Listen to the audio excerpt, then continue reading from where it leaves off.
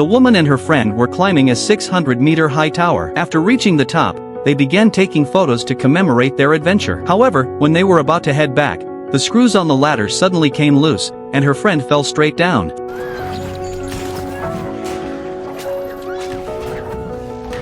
Fortunately, the woman quickly grabbed her friend's rope and pulled her back up, allowing her friend to climb to safety. When they looked down, they realized that the ladder had completely fallen away. They were trapped on the abandoned tower, 600 meters above the ground. The woman took out her phone to call for help, but they were too high up, and the phone couldn't get a signal. Then she remembered that her phone had a signal when they were at the base of the tower. She wrote a distress message, tied her phone to a rope, and began lowering it, hoping to get a signal. But the rope wasn't long enough. Seeing that it wasn't far enough, the woman decided to climb out of the top of the tower and slowly descended along the ladder, holding on with one hand to get the phone as close to the ground as possible. Her friend watched nervously, and the woman was almost at her limit. But the phone still didn't get a signal, so she had to climb back up. At that moment, her friend suddenly realized that if there was a signal at the base of the tower, they could send a distress message if they got the phone to the ground. So the woman put the phone in her shoe, took off her inner clothing to use as a cushion to protect it, and threw it down. Then they waited, but after dozens of hours, no rescue came. The phone might have been broken. Suddenly, the woman spotted a man at the base of the tower through a telescope,